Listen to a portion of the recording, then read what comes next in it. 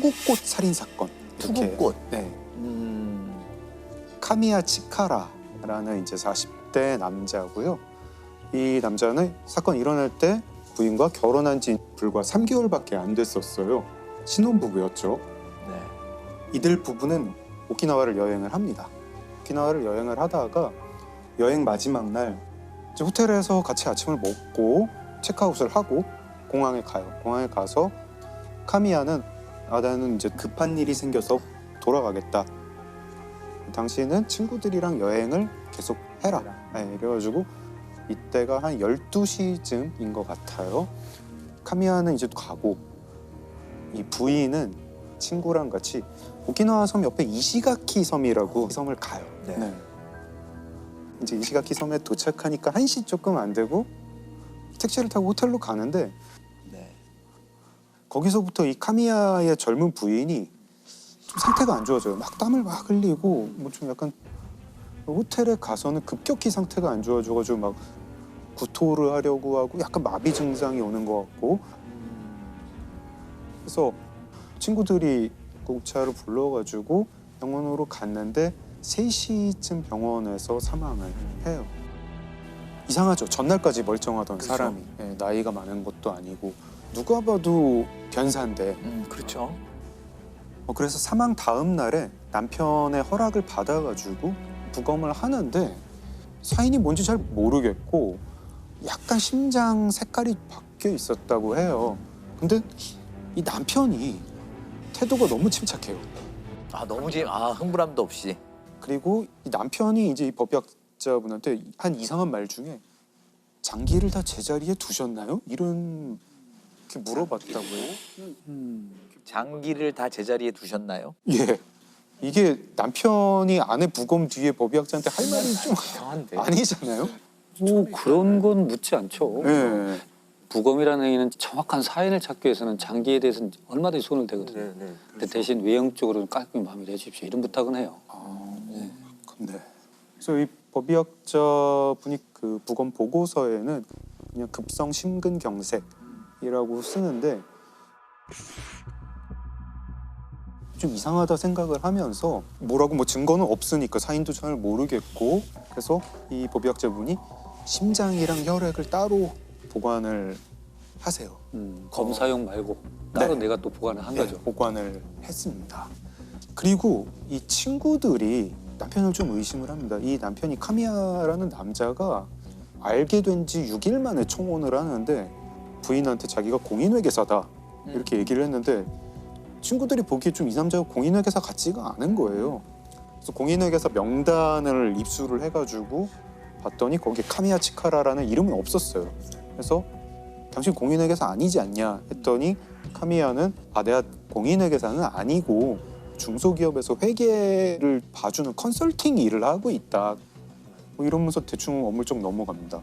그리고 좀 으스스한 게 카미야가 집에서 자기가 영양제를 만드는 사람이었어요. 자기가 영양제를 만들어서 부인한테 맨날 먹였어요. 그러니까 이거 좀 이상하죠. 그래서 친구들이 경찰에도 이거를 제보를 하고 언론사에도 제보를 하고 보험회사에도 연락을 합니다. 혹시 이 사람 생명보험 든 거 없냐. 카미야는 처음에는 자기가 보험 든 게 없다고 했는데 나중에 보니까 있었어요. 있었고 아내 이름으로. 아내 이름으로. 액수가 너무 컸어요.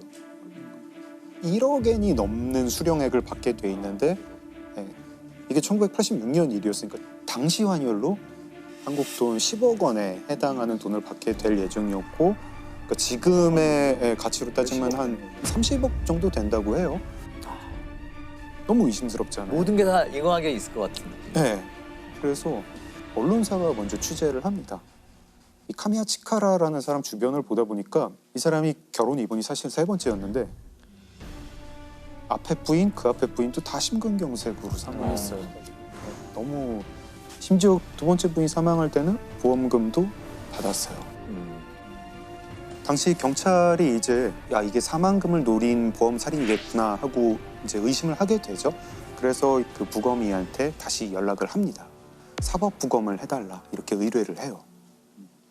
그래서 법의학자분이 카미야의 부인이 사망했던 증상이랑 비슷한 어떤 독성 물질을 계속 찾습니다. 찾다가 딱 맞아 떨어지는 거를 하나를 발견을 하는데 투구꽃이라는 그 식물의 독에 중독이 되면 이렇게 사망한다. 근데 투구꽃은 뿌리에 독이 많고 그 독은 이제 우리 이제 현대 용어로는 아코니틴이라고 하는 독입니다. 네. 1g만 복용을 해도 사람이 사망을 하는 맹독입니다. 네. 증상은 일단 먹으면 입에서 침을 많이 흘리게 되고 전신마비도 되고 구토도 오고 부정맥이 오는 그런 신경독이에요. 그렇죠. 근데 당시 1986년에는 사람 피에서 아코니틴을 추출할 수 있는 방법이 없었어요. 기술도 없었고 그래서 이 법의학자 교수님이 어떻게 하셨냐면 당시에 다른 대학에 이 미세 검출기가 있는 대학이 있었는데 그 대학에 아코니틴을 추출할 수 있는 방법을 개발해 주세요. 부탁을 합니다. 그래서 개발을 하세요. 피를 그리로 보내요. 보냈더니 거기서 아코니틴이 나왔어요. 나왔고 근데 남편 너무 당당해요. 그죠. 네, 왜 당당하냐? 아코니틴은 섭취한 지 30분 만에 사람이 사망해요. 아 이미 떠났으니까. 네. 남편은 12시에 아내랑 헤어졌고 아내는 그 다음부터 뭘 먹은 게 없는데 그러네요. 어떻게 3시에 사망할 수 있느냐. 심지어 남편이 이거를 자기가 그래서 억울하다 이러면서 나중에 방송에 나와서도 막 아, 난 당당하다 이런 얘기를 합니다. はっきり申し上げておきますけども、私は全く何もやっておりません。やってないのにやったように報道されて大変迷惑を被ってますから。 경찰이 보기에 이 카미야 아무리 봐도 범인인데 어떻게 해야 될지 모르겠어가지고 일단 카미야를 조사를 했더니 이 사람이 투구꽃을 화분을 69개를 구입했다. 어느 차원에서 있겠죠. 이런 걸 알게 됩니다. 그리고 이 남편이 아파트 월세방을 하나 따로 두고 있었어요. 그 월세방에서 바닥에서 아코니틴 성분이 나옵니다. 자, 그리고 이 남편이 무슨 약국에서 캡슐을 산 것도 알게 돼요. 그 영양제라고 만들었던 그 캡슐이겠죠. 그래서 여기서 투구꽃에서 아코니틴을 뽑아가지고 이 독 캡슐을 만들었겠구나. 여기까지는 되는데 도대체 근데 먹었는데 이렇게 한참 있다가 진행되는 그런 캡슐은 어떻게 만들까? 근데 제보가 와요. 어느 어민이 제보가 오는데 아 내가 그 카미야라는 그 남자한테 보거를 엄청 팔았어요. 보고도 맹독이 그렇죠. 있는 네, 동물이잖아요. 신경독이죠. 네, 신경독. 그래서 법의학자분이 계속 연구를 하시는데 굉장히 희한한 사실을 알게 됩니다. 보고독이랑 아코니틴이 몸에 들어오면 둘이 서로 방해를 해요. 기량작용. 네, 기량작용을 합니다.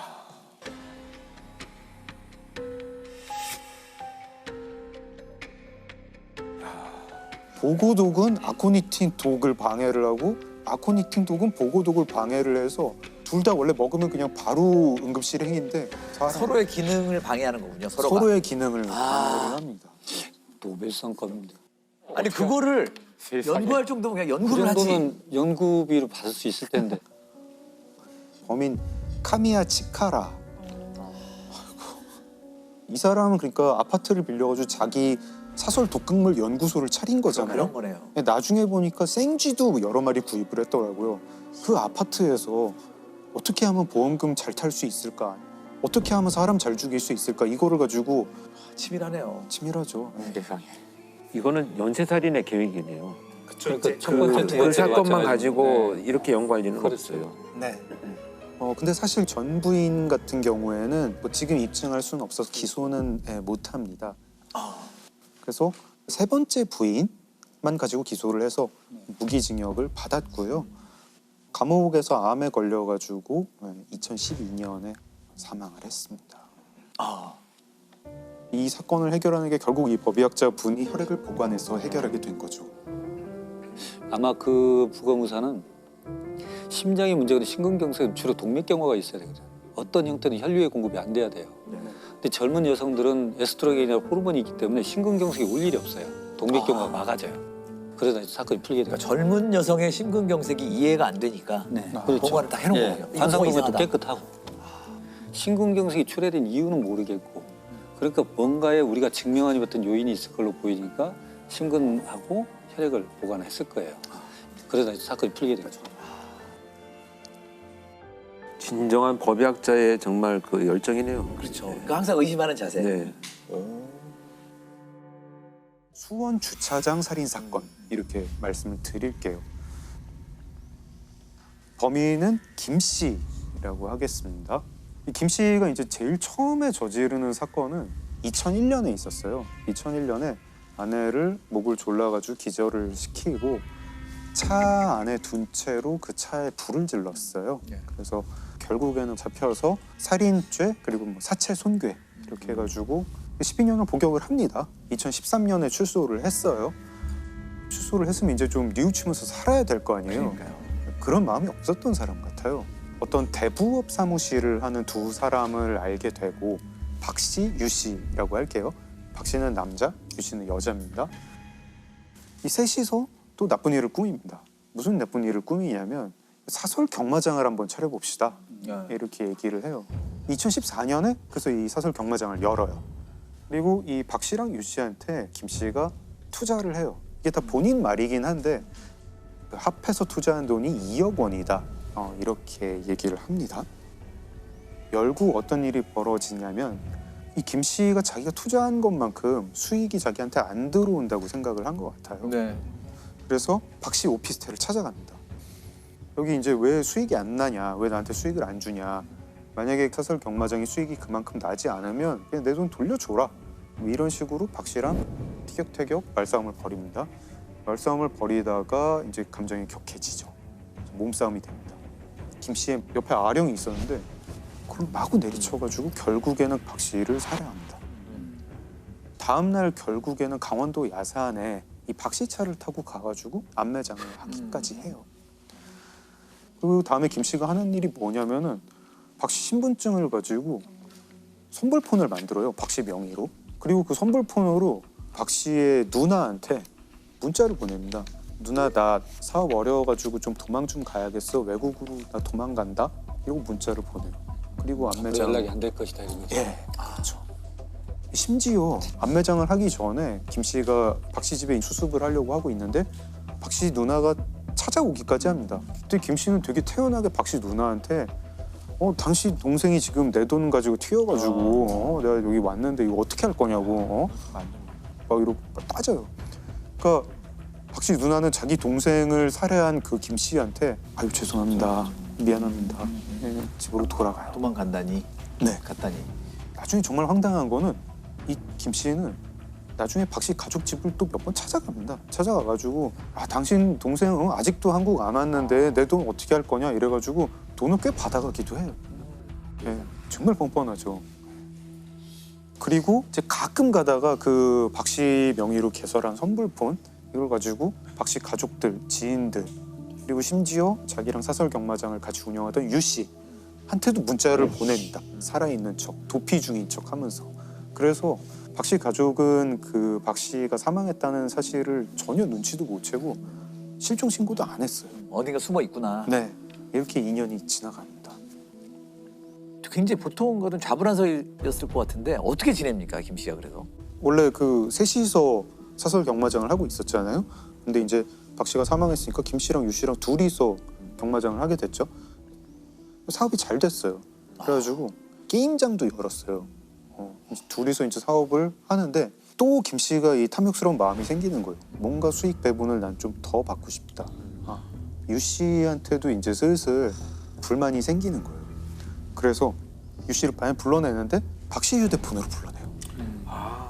수원의 어떤 건물 지하 주차장으로 말아 이렇게 불러내니까 아마 그 유 씨는 그 2년 전에 도망간 박 씨가를 이제 오랜만에 만나겠네 하면서 왔겠죠. 나왔는데 그 지하 주차장에서 있던 거는 이제 김 씨가 나오고 유 씨가 타고 있던 차에 김 씨가 이제 들어갑니다.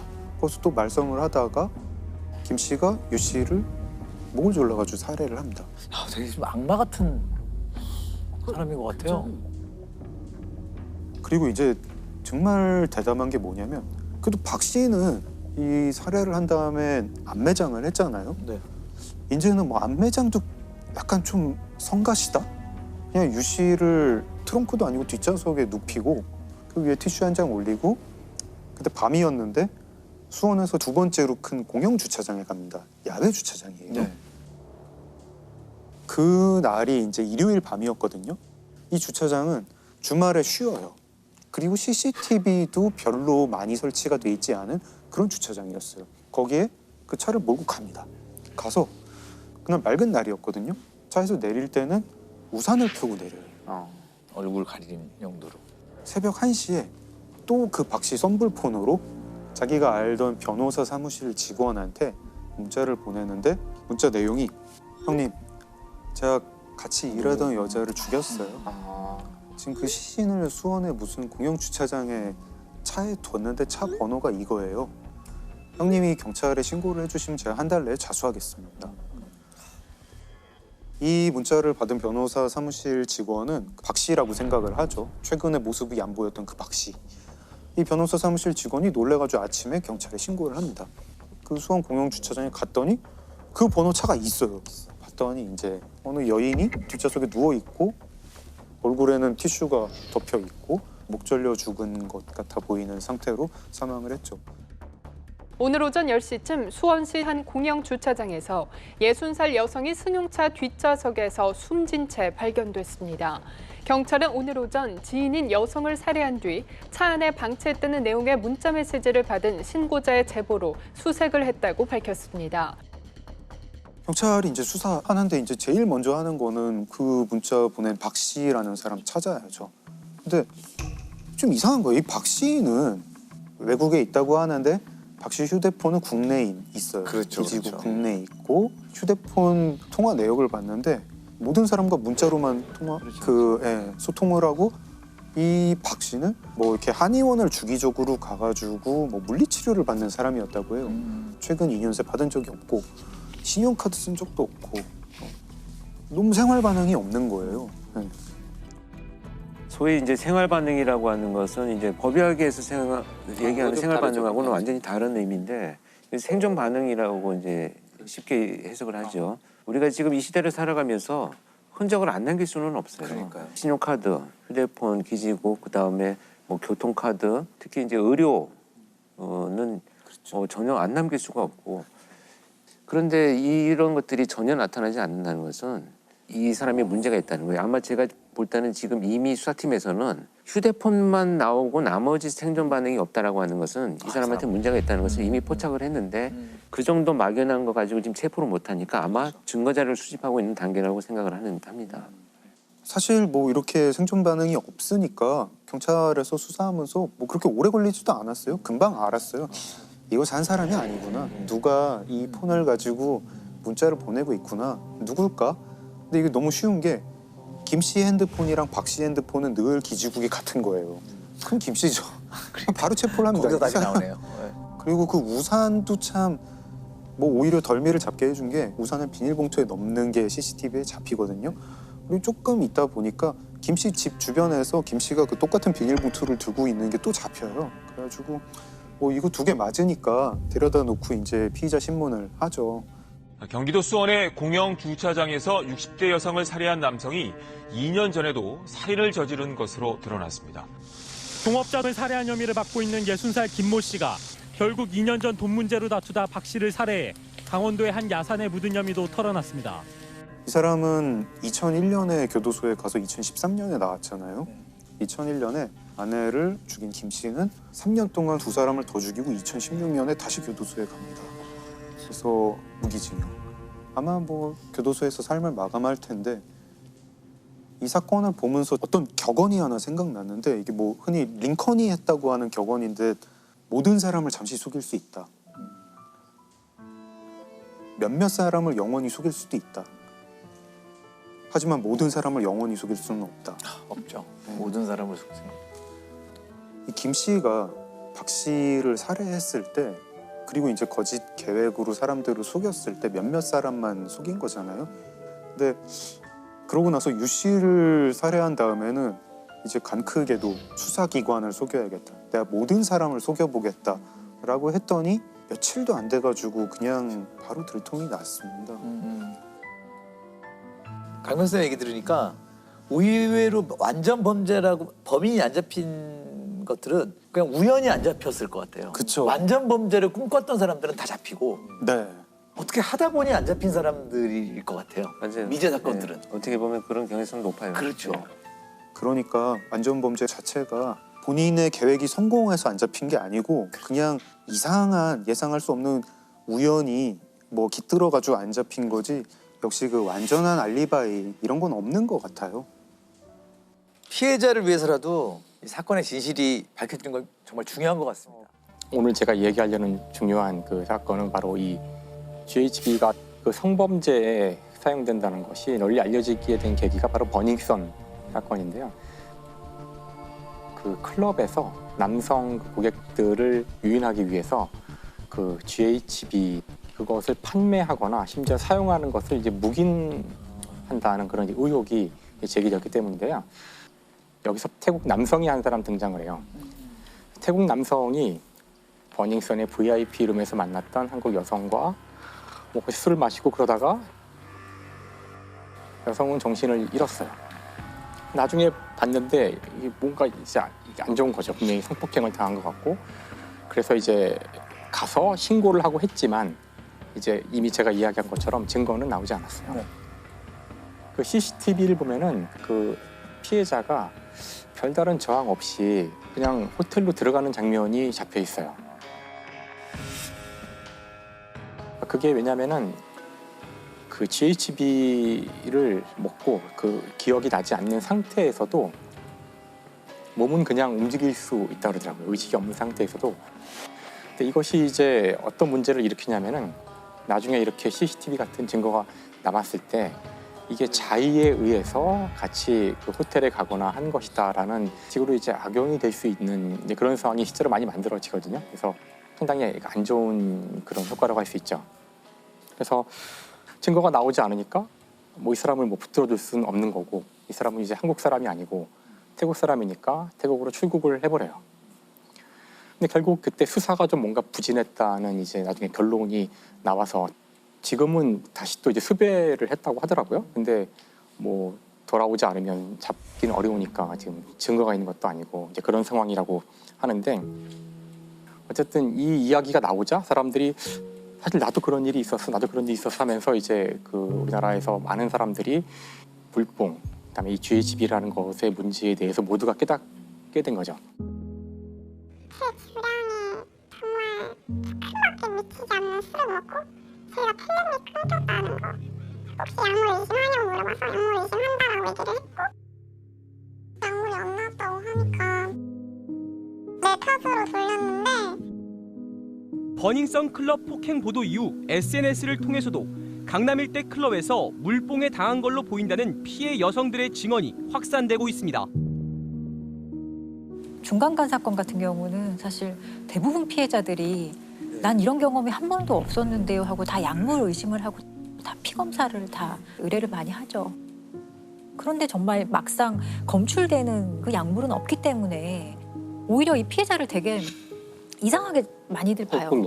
술 먹어서 그럴 수도 있지. 왜 술 먹다가 보면은 이전에 자기의 어떤 행동과 다르게 할 수도 있잖아요. 근데 단순히 술을 많이 해서 만취해서의 상황과 조금은 다른 것 같다는 생각을 저도 많이 했거든요.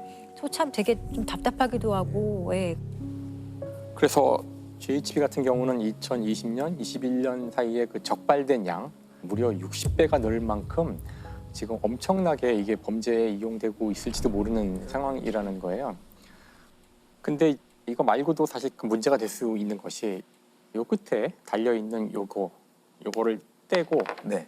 이쪽에 수소를 떼서 요거 이제 GBL이라고 불러요. GBL이라는 물질이고 아까 GHB와의 차이점은 이게 물이거든요. H2O. 물 하나가 떨어져 나온 거예요. 근데 이제 요 물질은 사람 몸에 집어넣으면은 위장이나 입에서 적절한 효소의 작용을 통해서 이 물이 결합할 수 있어요.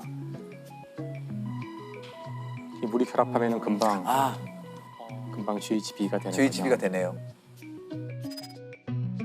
예, 이런 원리가 있는데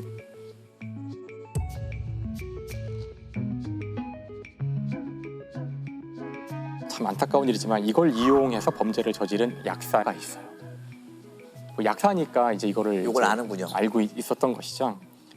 그래서 30대 중반의 약사였던 A 씨가 뭐 약사나 이런 의사 이제 이런 사람들로 주로 상대하는 그런 데이팅 웹 같은 게 있다 그러는데, 근데 거기서 이 약사 A가 어떤 여성 B를 만나서 이제 요 약물을 이용한 강간 사건을 벌이는 거죠. 이른바 물뽕으로 불리는 마약류 GBL을 이용해 여성들을 성폭행하려 한 약사가 기소됐습니다. A씨는 소개팅 애플리케이션 등을 통해 만난 여성 6명을 상대로 물뽕의 원료인 GBL을 술에 타 먹인 뒤 성폭행하는 등의 수법으로 성범죄를 저지른 혐의를 받고 있습니다. 이 경우는 아마 약의 양을 잘 맞추지 못한 건지 여성이 뭔가 이제 이상한데 다행히 정신을 뭐 잃거나 그런 건 아니어서 부랴부랴 병원에 가서 진단을 받았는데요. 그때 이제 바로 갔기 때문에 GHB를 검출할 수가 있었고, 사실 이것이 현재 알려진 단 한 건의 물뽕을 이용해서 그 강간 시도를 했던 그 사건이에요, 유일하게. 그러니까 다른 것들은 다 의심은 되지만 한 번도 증거가 나온 적이 없어요. 그래서 검찰은 이제 수사를 한 끝에 약사 A 씨에게서 그 GBL을 1리터를 구매했다는 기록을 찾게 돼요. 1리터면은 이게 2,000명 정도를 피해를 일으킬 수 있는 그런 분량이라고 하더라고요. 그래서 이 케이스가 이제 GBL이 검출된 첫 번째 케이스였지만 당시에는 그 GBL이 마약으로 또는 약물로 지정이 되어 있지 않았기 때문에 이것만 가지고는 뭐 어떻게 할 수 있는 게 없었고요. 하지만 이제 졸피뎀을 가지고 있었거든요. 그래서 당시 졸피뎀은 향정신성 의약품이었기 때문에 이제 이것 때문에 문제가 돼서 기소되는 데 도움이 되죠. A 씨 같은 경우는 징역 4년을 이제 선고받았고요. 그리고 5년 동안 아동 및 청소년 관련 기관에 취업할 수 없도록 이제 선고가 내려졌거든요. 근데 이게 지금 문제가 아까 얘기한 그 GHB는 그래도 마약으로 이미 지정이 돼 있고요. 이건 이제 소지하거나 그래도 안 되거든요. 네. 근데 문제는 이 물질은 아직 정식으로 이렇게 범죄용 약품으로는 지정이 안 돼 있다고 하더라고요.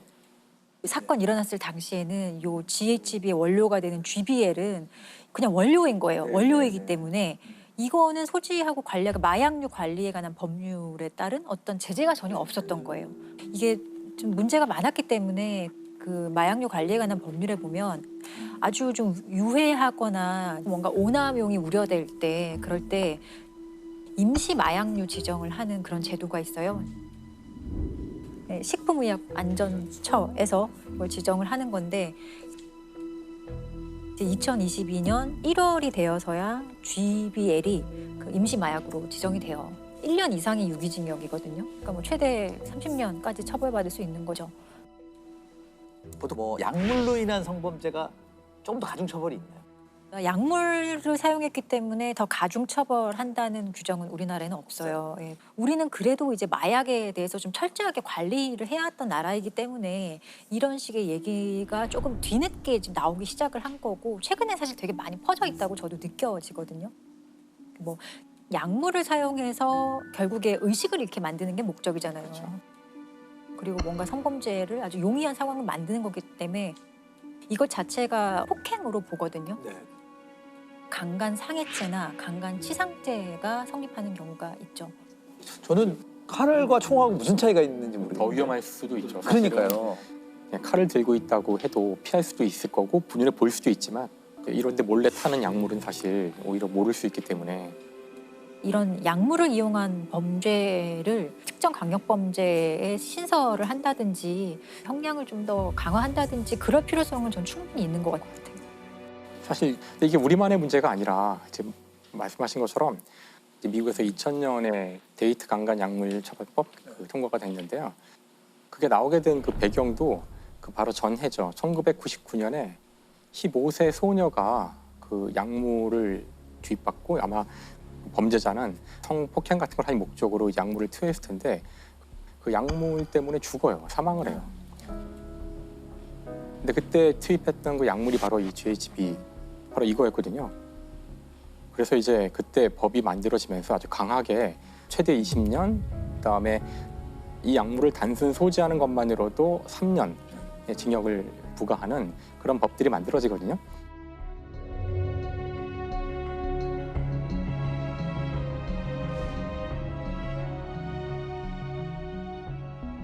그때 이제 벌써 미국이 20년도 더 된 전의 이야기죠.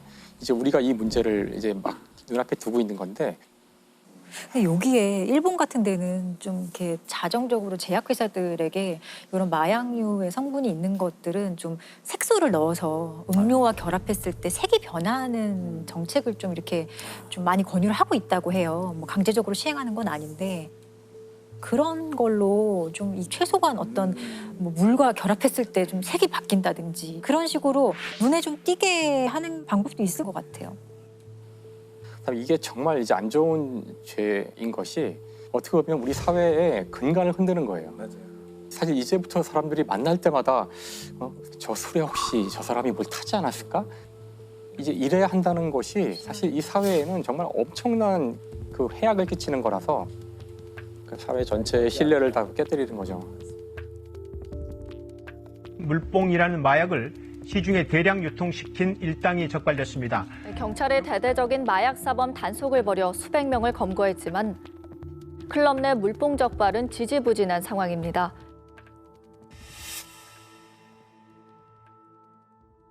사실 이 약물을 사용해서 성폭행을 하거나 이런 성범죄를 저지르는 일은 굉장히 역사가 깊어서 아주 많은 사례들이 있었어요. 근데 이제 지금 문제가 되는 것은 그 금방 사라져서 잘 검출이 되지 않는 약물이 존재할 수 있다는 거죠. 그래서 비록 지금 당장은 뭐 검출하는데 어려움이 있다고는 하지만 언제나 그래왔듯이 아마 과학기술이 다시 발전을 할 겁니다. 그래서 모든 범죄를 반드시 잡아낼 거기 때문에 아마 오늘 이 이야기를 들으면서 많은 분들이 되게 좀 불안해하실 것도 같은데 그러니까 그럴수록 더 빨리 우리가 이에 대해서 대응을 해야 되지 않을까 그런 생각을 해봅니다. 왜 이런 세상이 됐을까 좀 이제 마음이 아프게 돼요. 언제나 올림픽 기간에는 다 가급적 그 지금도 현대에도 전쟁을 자제하는 그런 올림픽 하면 떠오르는 범죄 중에 뭐가 있으세요? 저는 도핑 테스트, 약물에 관련된 범죄 가장 많죠. 사실 도핑이라는 게 역사가 되게 오래됐다고 하더라고요. 특히나 이 70년대, 80년대, 뭐 60년대 이럴 때는 굉장히 이게 너무 성행을 했는데 성행했던 가장 중요한 이유 중에 하나가 미소 냉전 시기였잖아요. 그러니까 올림픽이라는 것이 그 두 체제, 공산주의와 자본주의의 체제 경쟁의 장이 됐던 거예요. 여기에 특히 이제 목숨 걸고 뛰어들었던 나라들이 그 당시 소련, 그러니까 지금 이제 러시아죠, 하고 동독이었대요. 동독. 사실 이게 말이 안 되잖아요. 운동 경기에서 이긴다고 어느 체제가 더 우월할 리가 없는데 88 올림픽, 서울 올림픽 때 동독이 몇 위였는지 아세요? 국가 순위? 거의 2, 3위 아닌가요? 2위죠, 2위. 2위 맞아요, 맞아요.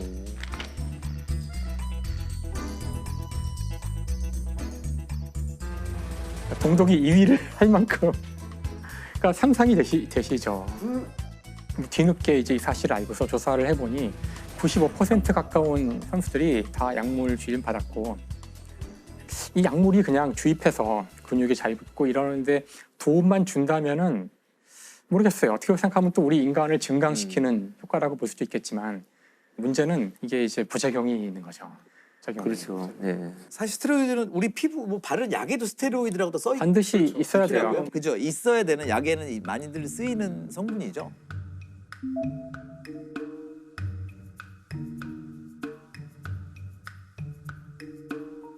근데 아나볼릭 스테로이드라고 해서 원래는 이제 남성 호르몬이 많이 나와서 근육을 만드는 데 도움을 주는 것인데 이걸 이제 장기 복용하게 되면 남성 호르몬 같은 게 인위적으로 주입된 거기 때문에 남성 같은 경우는 이게 결국은 자신이 스스로 만드는 호르몬은 안 나오게 돼요. 고환이 아주 작아지죠. 이게 들어가서 온갖 다른 문제를 많이 일으켜서 오래 못 가요. 남성 못 살게 되는데 이제 의존할 수밖에 없게 되고, 이 끔찍한 사례 중에 하나가 이제 안드레아스 크리거라는 여성 투포한 동독 선수였는데요. 그때가 20살이었는데 이제 약을 자꾸 투입받다 보니 남성화돼 가는 거예요. 남성화. 자꾸 이제 수염도 막 나고 몸에서 막 목소리도 굵어지고, 그래서 이제 도저히 더 이상 경기를 할 수가 없는 거예요.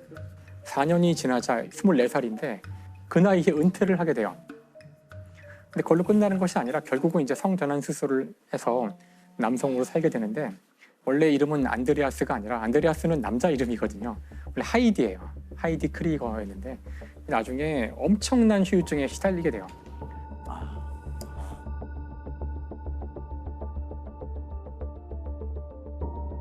수영에서 세계 신기록을 수립했던 카린 토니그를 비롯한 동독의 여자 선수들 가운데 상당수는 약물 부작용 때문에 성전환됐습니다. 주로 수영과 육상 선수들에게 이 같은 약물을 모두 142명에게 약물을 투여한 것으로 검찰 조사 결과 드러나.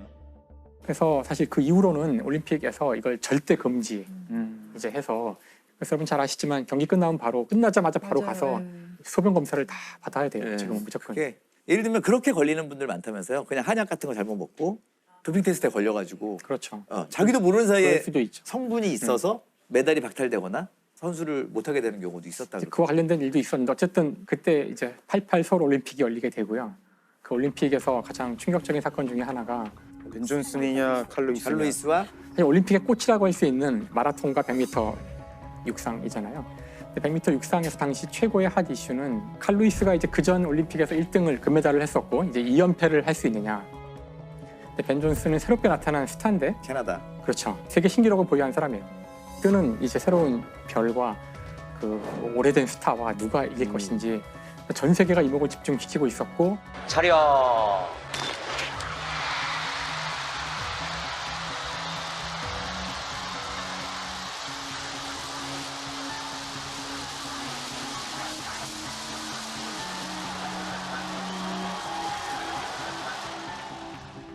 그때 벤 존슨이 이제 100m에서 우승을 하게 되죠. 근데 놀랍게도 얼마 후 신문에 정말 지금도 기억이 나요. 신문 1면에 이따만하게 벤 존슨 약물로 그 박탈당하게 됐다는 기사가 나왔었죠. 근데 결국은 칼루이스가 진짜 어부지리로 금메달을 따게 되는데 그때 8명의 선수가 결승을 뛰었는데요. 결과적으로 6명이 약물로 걸려요. 결과적으로.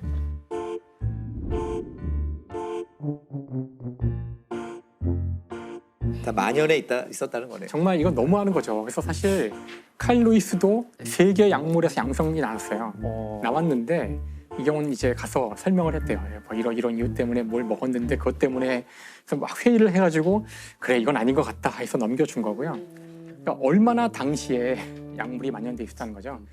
이런 일을 겪고 나니까 이제는 도핑 테스트가 상당한 수준에 올랐고 이제는 못하는 걸로 널리 인식이 되었지만 이제 우리 모두 알고 있듯이 러시아에서 사실 그 뒤에도 지속적으로 정부 주도 육상연맹이 거기에 딱 가담을 하여 아주 조직적으로 이제 이걸 해왔다는 증거들이 있었고 그래서 대규모로 이제 잡히게 돼요. 세계 반도핑 기구 와다의 보고서는 충격적이었습니다. 러시아 정부가 최근 5년간 열린 국제 대회에서 소변 샘플을 바꿔치기 하는 수법을 사용해 전 종목 선수들의 도핑을 조직적으로 은폐하고 지원했다고 발표했습니다. 그래서 이거 어떻게 이걸 하냐면은 정부에서 아예 그 연맹에서 다 만들어서 준대요. 그 약물이 들어있는 귀족 부인의 칵테일이라고 하는데 그거를 약물이라고 말을 안 하지만 다 알고 있는 거예요. 주면은 그러면 당연히 경기가 끝난 다음에 도핑 테스트를 하면 양성이 나오겠죠. 그러니까 그럴 걸 대비해서 미리 평소에 그 소변을 받아서 냉동시켜서 보관한대요. 도핑 테스트를 위해서 소변을 채취해서 이제 테스트를 하려면 어딘가 모아놓잖아요. 이제 정부 요원이 침투를 해서 바꿔치는 식으로 해서 버텨온 거예요. 야, 정말 진짜 어이가 없어가지고 결국은 이게 이제 밝혀지죠. 밝혀져가지고 IOC에서 이거를 아주 강력하게 제재를 해야 하는데 참가를 못하게 하는 건 아니고. 그래서 막 나라 이름 못 쓰고 뭐 이런 거 있지 않았나요? 그렇죠. 국기도 못 쓰고. 나라 이름을 쓰지 못하게. 그리고 깃발도 러시아 깃발을 들지 못하고. 다음에 금메달을 따더라도 그 보통 금메달을 따면은 시상대에 서 있고 국기가 올라가고 국가를 연주하는데 그것도 못하고요. 얼마 전에 있었던 도쿄 올림픽에서 마찬가지였잖아요. 그때도 러시아 깃발을 들지 못했지만 참여를 하게 됐는데 이게 과연 충분한 제재인지 잘 모르겠고요. 맞습니다. 러시아 이름을 걸고 가지 못한다. 뭐 이 정도로 그냥 끝난 거죠. 너무 말도 안 되는데 그것도. 선수들의 조금 생각을 많이 존중해 준 것도 있는 것 같아요. 올림픽만 바라보고 사는 선수들 때문에. 모르겠어요. 올림픽뿐만 아니라 운동 경기 도대체 우리는 왜 운동 경기를 보는가? 왜 이렇게 열광할까? 기록이 뭐 9초, 뭐 9.5초 그런 숫자가 더 작아지는 것을 보려고 보는가? 그게 아니지 않을까요? 우리가 그 숫자에 열광하는 이유는 그 숫자를 얻기 위해서 이 선수가 들였을 눈에 보이지 않는 노력과 인내와 그 인간의 어떤 그 인간성, 인간의 어떤 그 아름다움에서 우리가 어떤 희열을 느끼기 때문에 경기를 보고 열광하는 것이지 그 숫자를 보고 금메달을 보고 열광하는 것이 아닌데 맞아요. 그러니까 저는 이걸 보면서 이게 올림픽 경기에 대한 이야기이긴 하지만 우리나라에서도 수많은 것들이 이렇게 숫자들로 평가가 될 때가 많잖아요. 우리는 오로지 1등, 뭐 어떤 100점, 만점 뭐 이런 것만 추구할 때 결국 똑같은 문제가 생길 여지가 있지 않을까 이제 그런 생각을 해보게 되는 것 같아요. 지금 약물 얘기 계속 하다 보니까 우리가 보면 좀 우리의 여러 가지를 치유하기도 하고 좀 나은 컨디션 이런 걸 위해서 약물 참 많이 쓰잖아요. 네. 다 뭐 이렇게 잘 쓰면 약, 못 쓰면 독, 독 잘못 쓰면 중독 뭐 이렇게 되는 그런 거 있어요. 물질들이 꽤 많아요. 네. 예. 저도 오늘 그래가지고 그런 뭐 스테로이드는 아니지만 우리한테 또 되게 최근에 익숙해진 어떤 약물 얘기를 하려는데요. 프로포폴입니다. 아, 프로포폴. 네, 지금도 많이 쓰죠. 우리 수면 뭐 마취. 내시계, 예, 수면 마취제고. 프로포폴은 화학식이 어떻게 되나요? 정해주세요. 정해주세요. 즉시 나오네, 즉시 나와. 아니, 프로포폴은 저는 성분이 뭔지도 모르거든요. 프로포폴. 프로포폴은 이거 저희 많이 봤던 모양 이거 기억나시죠? 벌집이죠? OH. 이거 좀 복잡하네요. 네, 이게 프로포폴이에요. 꼭 눈사람 같이 생겼죠? 귀엽게 생겼네요. 예. 자, 프로포폴 이걸 맞으면 어떤 일이 벌어지나요? 수면 마취니까 이제 의식을 잃고 수면 내시경 같은 거 할 때 쓰는 건데 이게 물에 안 녹는다면서요. 그래서 뭐 콩기름에 녹인다고 합니다. 콩기름에 녹여서 그 액체가 이제 하얗게 보이기 때문에 우유주사다 얘기를 하고 사실 그 전에도 수면 마취제가 있었죠. 지금도 또 다른 수면 마취제가 있는데 근데 환자 입장에서는 다른 기존 마취제는 하고 나면은 깰 때 머리가 아프다든가 구역질이 난다든가 이런 게 있었는데 이 프로포폴은 그런 게 없었다고 해요. 그래서 2000년대부터 병원에서 뭐 연예인이라든가 혹은 유흥업소 종사자 같은 분들이 잠을 못 잤는데 이 주사를 맞으면 굉장히 피로가 풀리더라. 이런 식으로 이제 뭐 성형외과라든가 피부과 같은 데서 아름아름 퍼지기 시작해요. 신체적 중독성은 강하지 않은데 이런 의존성, 정신적 의존성이 강해져서 매일 맞거나 뭐 이런 분들이 생기기 시작합니다. 그래서 제가 말씀드리려는 사건도 또 이 근처에서 일어났어요. 거제랑 통영 왔다 갔다 하면서 일어난 사건을 말씀드리려고 그래요. 일단은 이제 50대 의사 한 분이 가해자 범인이고 이분이 2017년에 거제 병원을 열어요. 거제가 좀 이제 대형 조선소들이 있고 하니까 부자 도시로 유명했는데 2010년대 전반까지. 근데 이분이 병원을 열었을 때는 2017년에는 조선업이 이미 불황이고 그래서 거제 경기도 굉장히 꺼져 있었어요. 그래서 이분은 병원을 열었지만 뭐 돈을 벌기는커녕 2달 만에 빚이 6억 원이 됐다고 해요. 그때부터 이분한테 어떤 안 좋지만 짭짤한 수입이 생겨요. 뭐냐? 주변에 유흥업소 종사자들이 와서 이 우유주사를 맞고 가는 거죠. 피해자는 이제 A씨라고 할게요. A씨가 5월부터 와서 맞기 시작합니다. 보통 프로포폴 10ml를 맞으면은 한 3-4시간 정도 잠이 든다고 해요. 처음에 와서 뭐 6ml를 맞아요. 6ml를 맞고 푹 주무셨나 봐요. 기분 좋았나 봐요. 며칠 있다 또 와서 또 맞아요. 14ml 맞고 그리고 또 며칠 있다가 또 놔주세요. 이번에는 30몇 ml 이후로 막 30ml 이런 식으로 용량이 늘어납니다. 그러다가 5월 말이 되면 이제 하루에 60ml를 맞게 돼요. 10배를 더 맞은 네. 거네요. 와. 그러다가 6월이 되면 6월 12일부터 24일까지 13일 동안 매일 맞으세요. 매일 맞고 하루에 막 100ml씩 맞는 그런 날도 있어요. 처음에 6mm에서 시작했다가. 네, 6mm에서 시작했다가. 그래서 그리고 병원장도 이제 걱정이 되죠. 계속 와가지고 이 주사를 놓으니까 당신 지금 프로포폴에 중독이 되는 것 같다. 큰 병원에 한번 가봐라. 이런 말은 했다고 하는데 그 이상의 조치는 취하지 않았다고 해요. 그리고 이 병원장 입장에서는 A 씨를 참 놓치기가 힘들었을 것 같은 게 한 번 주사를 맞을 때마다 30만 원에서 50만 원씩 돈을 받았다고 합니다. 그래서 문제의 날은 7월 4일인데 이상한 일들이 이 병원에서 많이 벌어지는데 그날 하나는 뭐냐면 그날 간호사들이 출근을 안 해요. 그 병원장이랑 싸워서 출근을 안 해서 접수 데스크의 직원이랑 병원장이랑 이렇게 병원을 간호사 없이 운영을 했어요. 그리고 이 A 씨가 와서 프로포폴 주사를 맞았죠. 처음에 12ml를 투약을 합니다.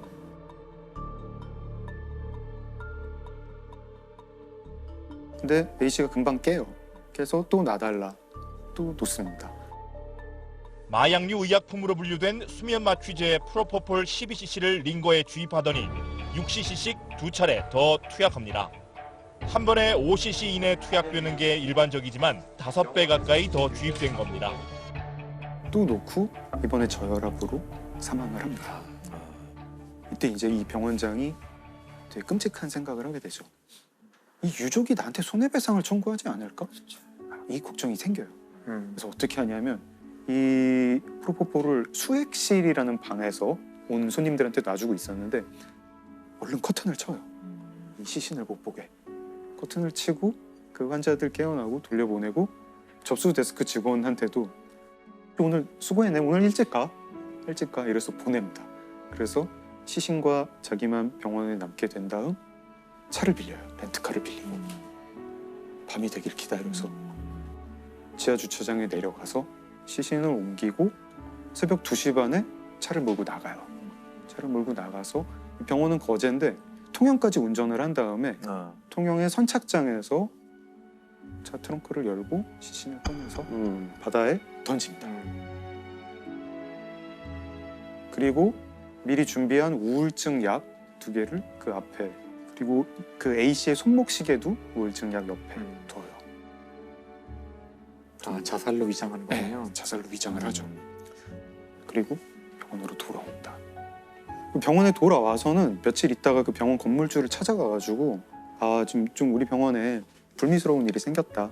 간호사가 프로포폴을 몰래 빼들고 갔는데 좀 안 좋은 소리 안 나왔으면 좋겠고 대충 뭐 덮고 싶다 이러면서 병원에 CCTV를 좀 지워달라고 해서 그 건물에 CCTV를 지웁니다. 그래서 CCTV를 지우고 병원 진료 기록도 조작하고 자기는 완전 범죄를 꿈꿨죠. 다음 날 오후 1시가 되어서야 비로소 지나가는 행인이 보고 뭐 사람 아니야? 이렇게 해서 통영 해경에 신고를 합니다.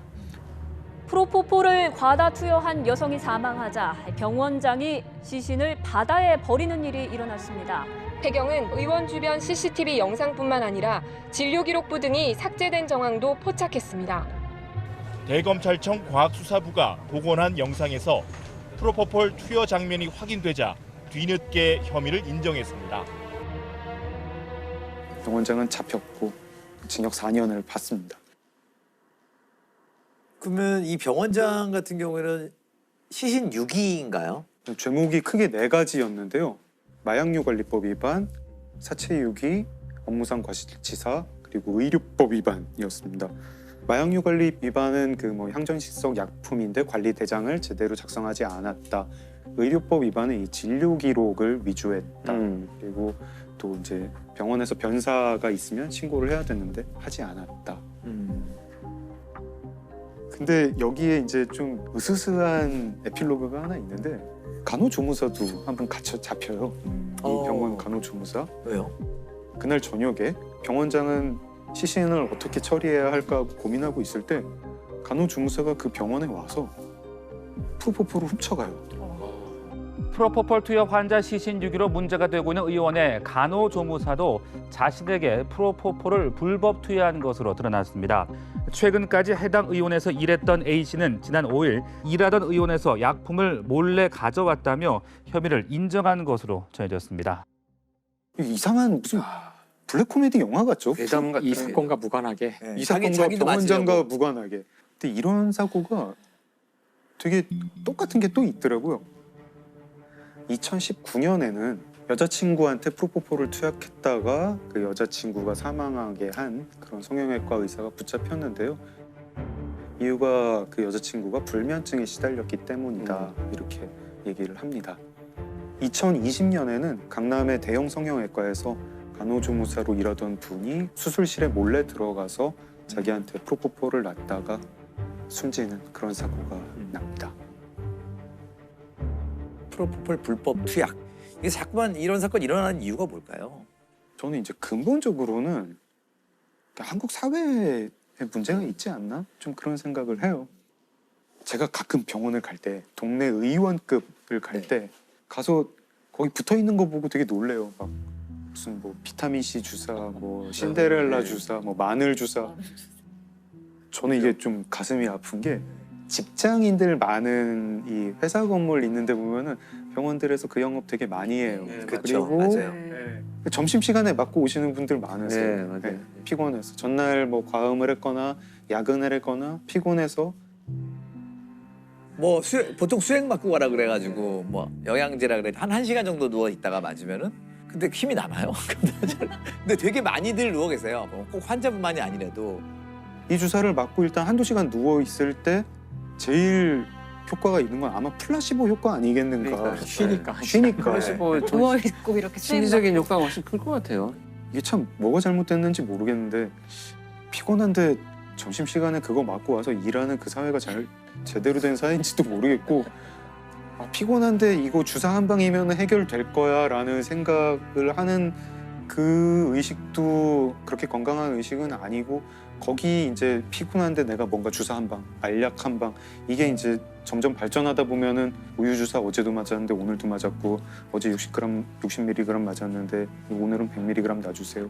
아까 사망한 A씨 같은 경우에 그 2달 남짓한 동안 프로포폴을 얼마나 많이 맞았냐면 다 합하니까 1.4리터. 와, 진짜 심각하네. 아 그리고 한 방을 되게 좋아해요. 한 방을 좋아해요. 한 방. 원샷. 그러니까 꾸준히 3개월 동안 나아지겠다는 방법을 택하는 분들이 생각보다 되게 좋고 사실 이게 요거 한 번. 참 이상한 것이 원래 이런 문제의 근원 자체가 너무 효율을 추구해서 빨리빨리 그렇죠. 뭔가 끝내야 되기 때문에 생긴 문제인데 그 해결도 되게 효율적으로 하길 바라는 거예요.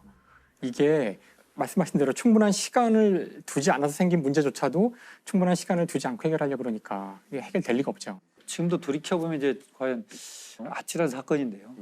2006년도쯤에 피해자가 아버지예요. 아버지가 이제 조수석에 타고 아들이 운전하고 운전자의 어머니가 탑승하고 차량이 갑니다. SUV 차가. 근데 교차로에서 좌회전하면서 이미 정차돼 있던 소나타를 충격을 해요. 주도를. 그러고 나서 조수석에 탔던 이 망인만 가서 보니까 이미 사망한 상태예요. 크리스마스 밤에 교통사고로 한 50대 공무원이 숨졌는데요. 일가족이 타고 있던 SUV 차량이 신호대기 중이던 승용차를 들이받았습니다. 이 사고로 SUV 차량 조수석에 타고 있던 공무원 54살 김모 씨가 그 자리에서 숨졌습니다. 가족들은 가장인 김 씨가 교통사고로 숨졌다고 진술했고 서둘러 시신을 화장했습니다. 가족이 탑승한 상태에서 조수석에 탄 사람만 돌아가셨잖아요. 당연히 응급실 인턴쌤은 교통사고로 인한 사망, 의심할 여지가 없이 사망진단서 띄어졌죠. 그런데 사고 처리반은 우리 공 교수님 아시겠지만 사고 처리용 사진을 찍는 거예요. 첨부해야 돼 사진. 그 사진을 몇 장을 찍고 사망진단서는 발부됐고 사고 처리라는 것은 인정이 돼 있으니까 당연히 끝났죠. 근데 이게 이제 교통사고인데 문제는 장례 연락을 안 했어요. 부고를. 직장에도 연락하지 않고 또 형제들한테도 연락하지 않고 아무한테도 연락하지 않고 장례를 치러버려요. 화장을 해버렸어요. 그러고 나니까 이게 좀 이상한데 가족들은 수사를 요청을 해도 시신도 없고 사진만 있고 그러니까 이게 자꾸 안 풀리던 사건이 있었어요. 그리고 또 수사를 계속 진행하다 보니까 참 독특한 게 밝혀져요. 정차돼 있던 차 있었죠. 피해 차량. 그 운전자가 망인의 부인과 내연관입니다. 그 사람 자백을 합니다. 실은 내가 이렇게 해서 서 있으면 어디에 몇 시에 돼 있으면 와서 이렇게 해서 교통사고 보상금 2001년도부터 한 14개 정도 들어놨거든요. 14개. 7억여 원 정도 수령을 하는데 내가 좀 나누겠다라고 내가 그때 나왔다. 이렇게 자백을 합니다. 근데 어떻게 죽였는지 난 모른다. 그건 들은 바가 없다. 그래서 법정에서 바뀔 수가 없죠. 그래서 결국 보험 사기로만 1심에서는 정리가 돼요. 아들은 보험금 수령한 다음에 외국으로 갔어요. 그러니까 기소 중지가 되고 그 부인은 보험 사기로 5년형, 또 공범인 내연하면 1년 징역 살고.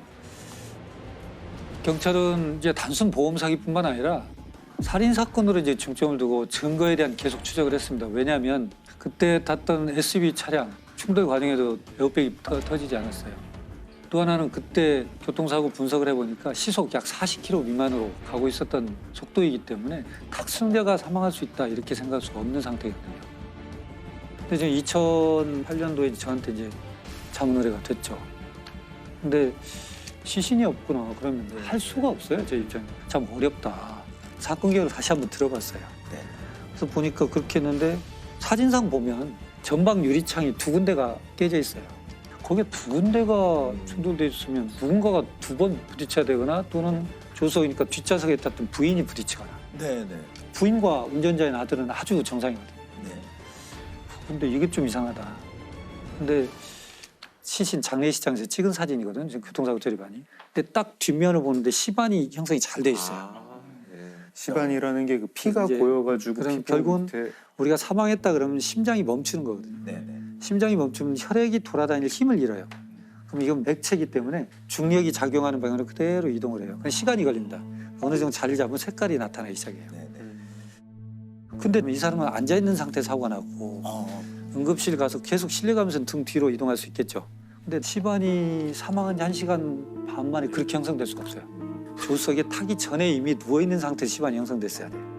사망 시간을 그 훨씬 전으로 봐야 돼요. 그래서 2심에서는 이게 이제 무기징역이 되죠.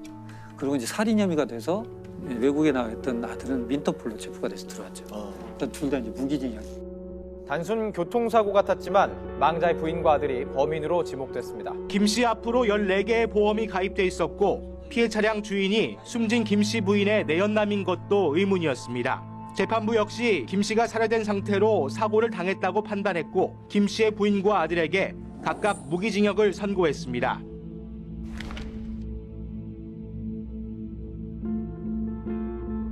이게 만약에 등 사진을 안 찍었으면 영영 몰랐던 거네요. 오히려 장례를 정상적으로 좀 치렀으면 묻힐 뻔했던 거네요. 이분들의 좀 성급한 마음이 꼬리를 잡히게 된. 근데 그게 문제예요. 지금 우리나라가 뭐 OECD 국가 뭐 10위 안에 들어있고 그러지만 근데 출생과 국적 취득은 굉장히 까다롭습니다. 근데 사망에 대한 것은 굉장히 허술해요. 다시 말씀드려서 원래는 장례를 치르기 위해서는 의사가 사망 진단서를 띄워주고 이 사망 진단서를 가지고 동사무소에 가서 국가한테 사망 등록을 해야 돼요. 국가가 사망 등록을 받으면서 이상 여부가 없으면 장례 허가증을 줘야 돼요. 이걸 가지고 장례를 치러야 돼요. 화장 매장 허가증을 가지고. 근데 우리나라는 사망 등록이 그렇게 안 돼 있어요. 장례를 다 치르고 사망을 한 날로부터 한 달 이내에 동사무소 가서 신고하면 되거든요. 그러니까 뭐 필터링이 없는 거예요. 볼 수 있죠. 근데 또 중요한 건 사망 진단서가 없어도 돼요. 인후 보증이라고 2사람의 보증만 있으면 사망 등록이 또 가능합니다. 인후 보증이라는 게 그 버두자 쓰는 그냥 가족도 아니고 그냥 지인이 와가지고 해주면 된다. 죽음에 대해서 객관적 검증의 제도가 필요하다는 겁니다. 경북 상주 농약 사이다 사건입니다. 경북 상주의 한 마을 회관에서 음료수를 마신 할머니들이 의식을 잃고 쓰러져 중태에 빠졌습니다. 국과수 감정 결과 음료수에는 살충제 성분의 농약이 들었던 것으로 확인됐습니다. 무색 무취의 농약이라서 할머니들이 농약이 섞여 있다는 것을 모른 채 음료수를 마셨던 것으로 보입니다. 때는 이제 2015년 7월 14일이고요. 마을 회관에 할머니 7분이 모입니다. 7월이니까 덥잖아요. 그렇죠. 아우 더우니까 목마르다. 뭐 먹을 거 없나? 마실 거 없나? 하고 냉장고 문을 열어요. 사이다가 페트병으로 있었는데 뚜껑이 사이다 뚜껑이 아니라 자양강장제 뚜껑으로 닫혀 있었어요. 할머니 한 분이 그걸 꺼내 와가지고 밥그릇에 돌려가지고 나눠 드십니다. 나눠 드시는데 한 분은 내가 집에서 마가루를 이제 물에 타가지고 마시고 와가지고 난 안 먹겠다 이러면서 한 분은 안 드세요. 드시고 나서 조금 있다가 한 분, 두 분 쓰러지세요. 한 분, 두 분 쓰러지고 할머니들이 이제 쓰러진 채로 구토를 해가지고 토사물이 얼굴에 뒤덮이고 하도 한 분은 이제 그 구토를 격렬하게 하셔가지고 틀니가 빠질 지경이 돼요. 제일 젊었던 할머니가 비틀거리면서 나가요. 마을회관 옆집에 살던 할머니가 마당을 기어다니던 할머니를 보고 형님 왜 그래요? 이러면서 119에 신고를 합니다. 그 마을회관 안에는 할머니 5분이 계속 발작을 하고 계신 거예요. 근데 그 안에 할머니 5분이 있다는 걸 구급차가 몰라요. 아이고 이런. 신고를 한 분만 했구나. 거의 1시간 가까이 돼서 이 5 할머니는 그때서야 병원을 가는 거예요. 그 할머니 6분 이제 다 중태에 빠지시고 결국 2분은 돌아가세요. 경찰이 당연히 오죠.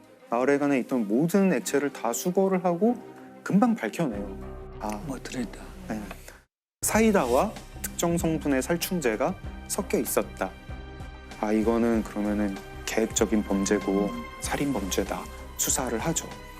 마을 입구에 CCTV가 있어요. 외부인 온 사람들을 다 수색을 해요. 근데 외부인 중에는 없는 것 같아요. 외부인 중에는 없는 것 같고 그럼 내부인인가? 이 마을 너무 작아가지고 마을 사람들 다 서로 알고 다 형님 동생하고 누가 원한 가진 사람도 없는데 이게 어떻게 이럴 수가 있지? 자연스럽게 의심의 방향은 왜 할머니가 7분이 모였는데 한 분만 사이다를 안 드셨나? 안 드신 분. 네. 그 안 드신 분한테 이제 수사 초점이 모아가게 되죠.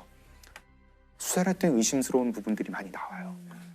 그 할머니가 타고 다니는 전동 휠체어가 있는데 거기서 농약 성분이 나오고 이 할머니 옷에서 그 살충제 성분이 나와요. 제일 또 의심스러운 거 하나가 그 할머니 집에 그 마당 뒷뜰에 뚜껑 없는 자연강장제가 나오고 그 자연강장제 안에 살충제가 성분이 나와요. 그리고 할머니 집에서 자연강장제가 9병이 더 나오는데 그 9병이랑 마당에서 발견된 한 병이랑 유통기한이랑 제조번호가 같아요. 같은 세트네요. 네, 같은 세트. 10개짜리 한 상자를 사서 하나를 마시거나 비우고 거기에 살충제를 넣어서 마을회관에 가서 사이다를 탄 거 아닐까? 이제 경찰이 이 할머니를 용의자로 특정을 하고 체포를 합니다. 저는 경찰청에서 제가 근무할 때여서 투입이 됐어요. 이분이 마을회관으로 가는 동선이 늘 있어요. 늘 있는데 공교롭게도 그랬는지 아니면 자기가 범행을 하려고 하는 긴장도 때문에 그런지 그날 다른 곳으로 가요.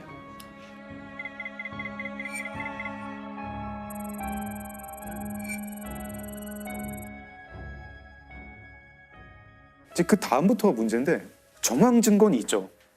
정황 증거는 있는데 물증이 없어요.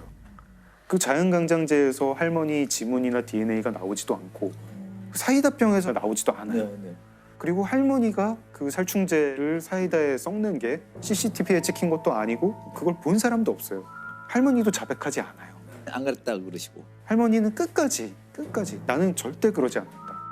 강력범죄의 어떤 성향이 있는 분들도 아니고 하니 계기만 만들어주면 잘 자기가 이 범죄가 왜 저질러졌는지에 대한 동기를 스스로 밝히고 자백할 줄 알았는데 끝까지 완강하게 결국은 마지막까지 이렇게 자백하지 않고 갔는데 그렇게 해서 국민참여재판에 신청을 하게 돼요. 여태까지 이제 국민참여재판으로 한 사건 중에 제일 긴 사건이에요. 굉장히 치열한 공방을 거쳐가지고 국민참여재판이 5일 동안 결국에는 이제 배심원들이 전원 유죄로 판결을 내립니다. 그리고 대법원도 결국 무기징역입니다. 정황 증거 쪽으로 간 거네요. 네, 정황 증거가 너무 유력한 게 많다 보니까 이 정도면 유죄로 봐야 된다. 이런 사건인데 안타깝기도 하고. 그러면은 살해 동기도 모르는 거네요. 검찰 측이 평소에 그 마을에 가면서 다른 할머니들이랑 화투를 많이 쳤는데 화투를 치다가 사이가 좀 안 좋아졌다. 왜 속임수를 쓰느냐 이러면서 서로 싸우는 일이 많았다. 이게 범행 동기다. 듣고 보면은 그 화투가 이제 정당 10원짜리 할머니들 다 소비였다고 드시죠? 하는데 예. 그것 때문에 6사람을 독살을 한다? 살해 동기도 지금 그 검찰 측에서 주장하는 그걸로만 화투 지금 때문에 싸움이다. 동기가 사실 끝까지 우리 마음을 좀 불편하게 하고 너무 사소하거나 이해할 수 없는 이유라 이거죠. 근데 농업 전문지에 농민분들이 이제 칼럼 쓰는 거를 보면은요, 이런 게 되게 되풀이해서 나와요. 이렇게 답답한 줄 몰랐다. 스트레스는 참을 만한데 어디 갈 데가 없다. 사람 눈을 피해서 어디 갈 곳이 없다. 특히 이제 여성 농민 같은 경우에 거기 지역 전체가 이제 가부장적인 분위기고 남편이 또 이제 굉장히 가부장적인 사람인 경우에 자기 이 쌓인 한을 어디다 풀 데가 없는 거예요. 네. 실제로 이 상주 농약 사이다 사건 판결문에 이렇게 적혀 있습니다. 피고인은 1950년경 남편과 결혼 후 극심한 가정폭력에 시달려 순탄치 않은 40년의 결혼 생활을 해왔다. 피고인은 오랜 기간 누적되어 온 강압적 환경에 대한 스트레스 및 폭력에 의한 억압, 자존감 저하로 인하여 급기야 사소한 감정 문제에도 심한 분노를 느끼는 지경에 이르렀다. 제가 종합보고서에 썼던 내용이거든요. 학대받는 여성 증후군의 증상들을 조금 나타내셨어요, 이분이. 실제로. 그 문제로 인해서 이분이 자기가 뭔가 침해받는 것에 대해서 너무 예민한 반응을 해오셨어요. 그러니까 분노나 이런 건 조절이 잘 안 되고, 내 텃밭에 누군가 옆집에서 팔을 한 2단만 여기 심어놓게요 해도 뽑아서 막 던져버릴 정도로 이제 감정이 극단적으로 왔다 갔다 하는 약간 문제가 있어서 이게 누적되어 와서 나를 무시하고 속여 나를 계속 뭐 이런 것이 이제 촉발되었다고 보는 거죠. 씁쓸하게 또 저희 마음을 좀 무겁게 만드는 사건이었습니다. 2009년 4월에 서울 관악구에서 발생한 사건인데요. 한 다세대 주택 지하에서 밤늦게 노파가 살해된 채로 발견이 됩니다. 발견 당시에 이제 그 출입문은 시정 장치가 반쯤 걸쳐 있었어요. 그러니까 잠기지도 않고 열리지도 않고 반쯤 걸쳐 있는 상태로 최초에 발견이 됐고요. 피해자는 이제 혼자 살고 계시는 이 노파였었는데 방 한가운데서 이불이 한 절반쯤 덮여 있고 잠자고 있던 매트에서 조금 벗어난 상태로 발견이 됩니다. 근데 이 사건에서는 특이한 점이 뭐냐면 첫 번째로 이 사망한 노파의 몸 위에 흰색 가루가 가득 덮여져 있었어요. 흰색 가루? 흰색 가루가. 이 흰색 가루를 확인을 해보니까 거기에 있던 밀가루와 설탕이 있었는데 그러니까 그 집에 있는 물건으로 뿌려져 있다. 이것이 이제 확인이 되죠. 그 다음에 이제 그 침입을 하거나 도주를 했다면 당연히 나타나야 될 족 흔적이 나타나지가 않았습니다. 그래서 굉장히 좀 특이하죠. 그 다음에 이제 싱크대 위에를 보니까 그 집에 쓰던 부엌칼이 하나 놓여 있었는데 깨끗하게 닦여져 있었어요. 그것을 수거해서 그 과학수사위원들이 확인을 해보니까 피해자의 DNA가 확보가 됩니다. 그것이 범행 도구인 거죠. 그러니까 나름대로 뭔가 증거인멸을 하기 위한 노력들을 많이 했는데 그러다 보니 오히려 많은 행동의 특징들, 사실 증거 흔적들을 많이 흘려놓고 간 상황이거든요. 그런데 이제 특히 여기서 이상한 행동 중에 하나는 범죄 현장의 범행 도구를 가져가거나 인멸을 했었어야 되는데 깨끗이 닦아서 마치 아무 일도 없었듯이 놓고 간 점. 그리고 그 밀가루랑 설탕이 그 집에 있는 싱크대 밑에 우리가 이제 그 수납하는 장이 있잖아요. 그 장소에 놓여 있는데 조금 부자연스럽게 이렇게 흘려져 있는 상태로 발견이 됩니다.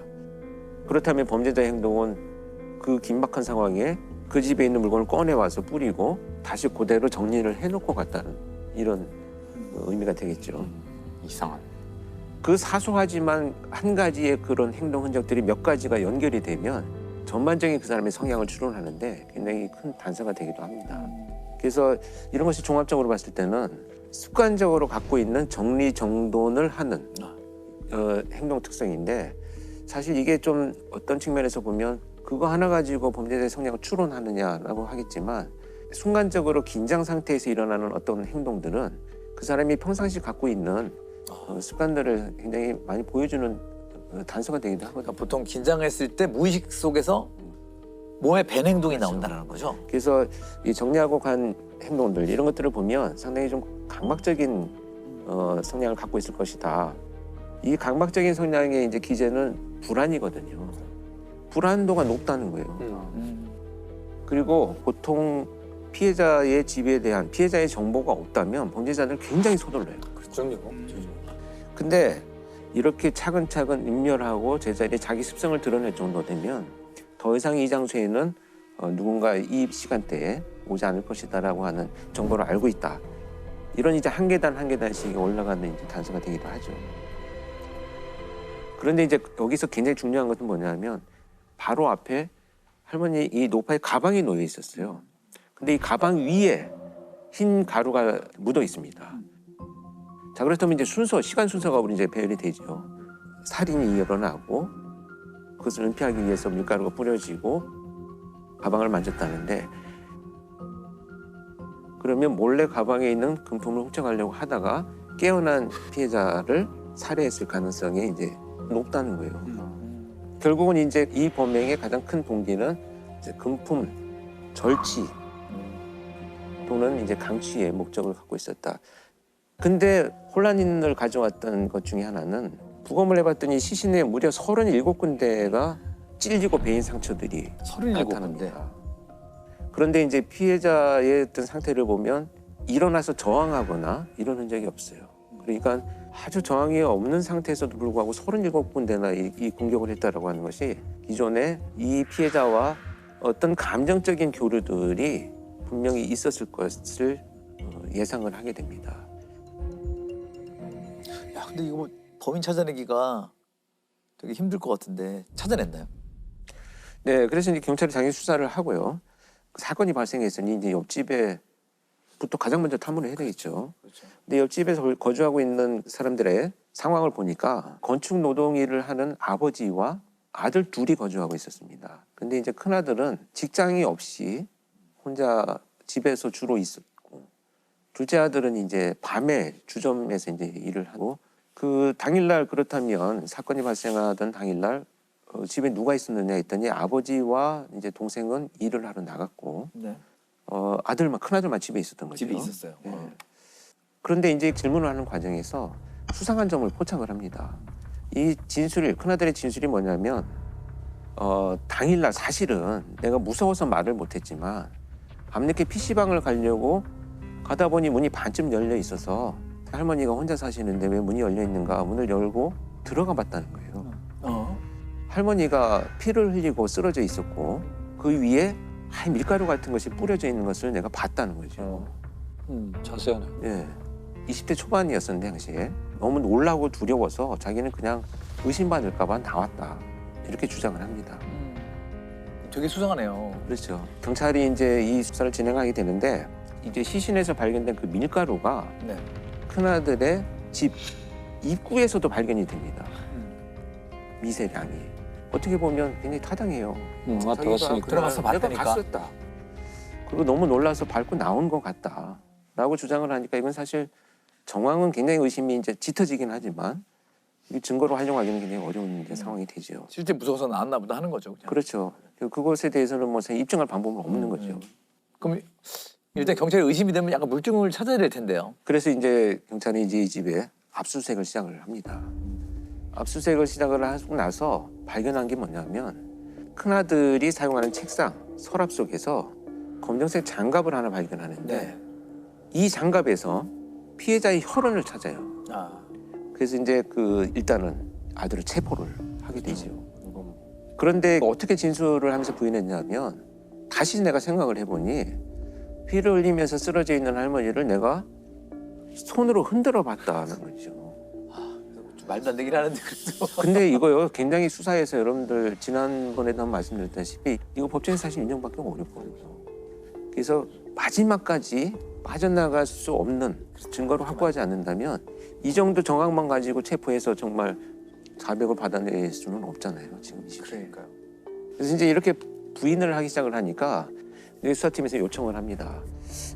계속 부인을 하고 있는데 일단 성형 파악을 위한 프로파일링 분석을 좀 해달라. 그래서 이제 투입이 되어가지고 1차로는 이제 동생을 만났어요.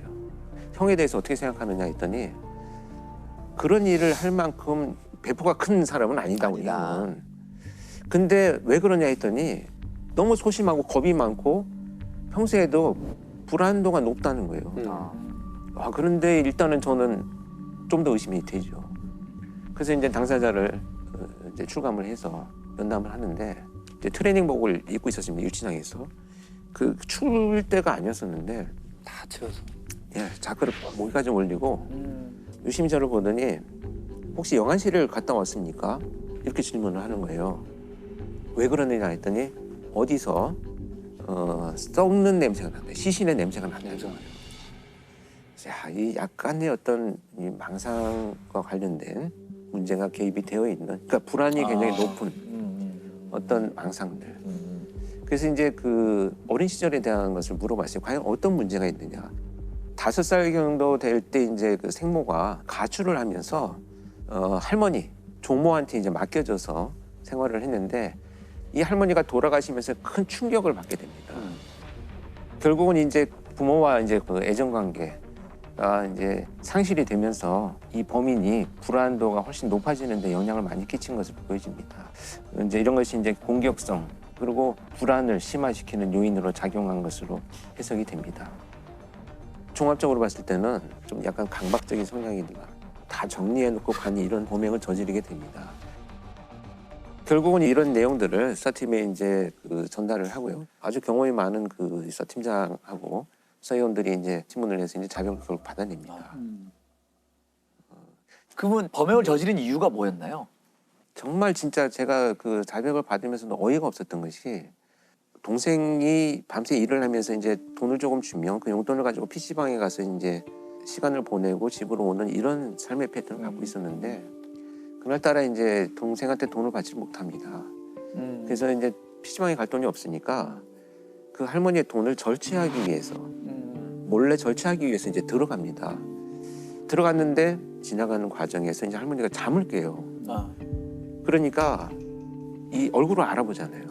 얼굴을 알아본다는 이유로 느닷없이 이제 칼을 가져와서 무려 37차례나 찔러서 감정을 표출을 합니다. 그런데 이제 37번이라고 하는 무차별 공격에 대한 원인이 어디에 있었느냐. 경찰이 수사를 해보니까 조금 할머니가 왜 친절하게 대하지 않았다는 거죠. 이제 친절하게 안 했다는 생각은 이제 주관적인 자기가 경험하는 거죠. 그 자신이 주관적으로 경험하는 이런 분노들이 이제 형성이 되어 있었던 것으로 이제 추정이 됩니다. 어쨌든 이제 살인을 저지르고 나서 밀가루하고 설탕을 뿌리죠. 뿌리고 나서 이제 제자리에 갖다 놓고 결국은 가방에 있는 돈을 가져가는데 정말 이게 참 말씀드리기는 너무 화가 나고 안타깝고 그런 것이 그런 일을 저지르고 결국 가져간 돈은 700원이었습니다. 그럼에도 결국 이제 그 700원을 가지고 자기가 들어갔던 거꾸로 족적을 닦으면서 나오면서 증거를 인멸했다 이렇게 생각을 하고 자기 집에 가서 손을 씻고 장갑도 벗어놓고 그 700원으로 PC방으로 갑니다. 밀가루를 왜 뿌리는 거죠? 밀가루 설탕. 자기는 제가 그래서 밀가루를 왜 뿌렸느냐 나중에 이제 자백을 한 이후에 물어봤더니 너무 심한 피 냄새가 나서 뿌렸다 이렇게 얘기를 하는데 사실 교수님도 짐작을 하셨겠지만 살인 현장에서 바로 그렇게 막 피 비린내가 나서 못 견딜 정도로 밀가루를 뿌리고 이런 정도는 아니거든요. 그래서 결국 이제 약간의 환치 같은 게 있어요. 그러니까 없는 냄새를 좀 맡는. 그러니까 불안이 굉장히 높은 망상들 그런 거죠. 결국 그렇게 해서 이제 자백을 받아가지고 사건이 해결된 이런 사례가 되겠죠. 그 이게 행동 분석을 통해서 딱 범죄 현장에서 범인이 어떤 행동을 보느냐에 따라서 좁혀가시는 거잖아요. 그렇죠. 그렇죠. 이게 프로파일러는 한국 경찰의 공식 명칭이 범죄 행동 분석관입니다. 프로파일링이라는 것이 그렇게 뭐 추상적이고 이런 것이라기보다는 성향이라든지 행동 이런 것들을 분석한다. 그래서 이렇게 범죄 현장에 그들이 증거를 인멸하기 위해서 여러 행동들을 하지만 그 행동이 오히려 범행의 의도와 동기와 자신의 성격이나 성향 같은 증거물들을 남길 수 있다. 이런 것들을 알려주는 자료가 되겠죠. 저희 이제 법의학적으로 그런 말이 있어요. 사람은 2번 죽는다. 처음에 육체에서 영혼이 빠져나갈 때 1번 죽고 그 사람의 죽음을 기억하는 마지막 사람이 죽었을 때 2번째 죽는다. 이런 표현이 있어요. 결국은 어떤 살인 사건이나 이제 억울한 죽음을 맞닥뜨리면 저희 법의학자도 그렇지만 담당 형사들은 그 죽음을 해결하지 못한 미제 사건은 평생 갖고 갑니다. 기억할 수밖에 없거든요. 그런 사건이 이제 이 전남 나주에서 있었던 드들강 사건입니다. 지금부터 한 20년 전에 있었던 사건이죠. 드들강 사건. 네. 장기 미제 사건이었죠. 지난 2001년 전남 나주의 드들강 강가에서 한 여고생이 숨진 채 발견됐는데요. 지난 2001년 2월 당시 여고생이었던 17살 A양은 나주 드들강변에서 알몸 상태로 숨진 채 발견됐습니다.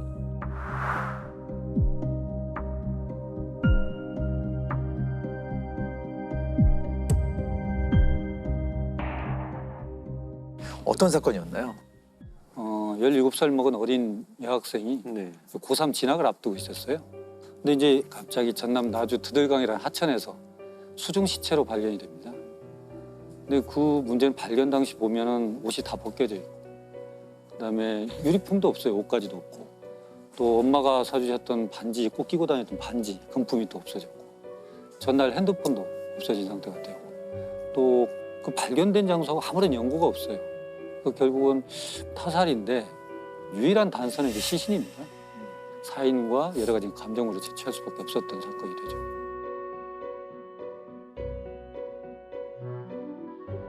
우선은 외표 상황에 보여졌던 것은 옷이 벗겨진 채로 여학생이 발견된 거기 때문에 성 관련 강력 사건 의심할 수밖에 없어요. 그래서 성폭행 과정 중에서 살아있는 상태였다면 어떤 저항이나 반항, 억압 손상이 있을 걸로 보여지는데 이 손목이나 이런 쪽에 피하 출혈이 있고 그럼 제압당했다는 거거든요. 그렇죠. 목 졸리는 적, 그다음에 가슴에 압박근 같은 게 있고 좌측 측두부나 후두부에도 뭔가 부딪히는 적이 있어요. 이게 폭행일 수도 있고 사망하는 과정이 부딪힌 것일 수도 있고. 이제 두드러진 것은 얼굴이 뻘개요. 이걸 이제 법의학적으로는 안면 우렬 이렇게 표현하는데.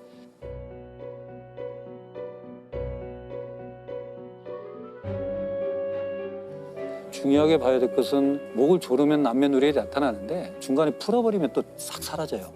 근데 이게 시체에서 계속적으로 안면 우렬이 있다는 것은 사망할 때까지 목을 졸랐다는 거예요. 결국은 이건 경부 압박이 있었다라고 보여지는 거고, 여기서 이제 문제가 되는 게 또 있어요.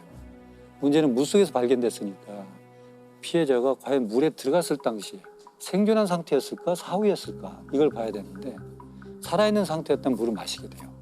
그렇게 되면 물을 먹고 뿜고 하는 과정에서 기도에서 경련이 생겨요. 그럼 우리가 포말이라고 하는데 작은 거품 덩어리들이 생깁니다. 이것은 살아있는 상태에서 물에 들어갔다는 강력한 증거예요.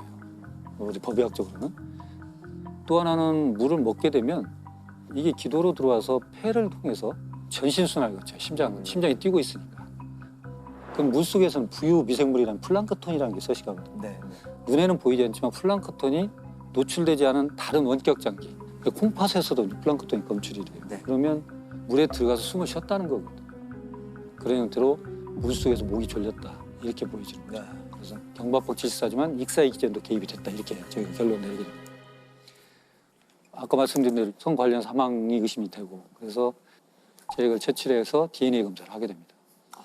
근데 이제 DNA가 나오면 사건이 쉽게 풀릴 것 같아요, 실은. 왜냐하면 같은 사람만 찾으면 되니까요.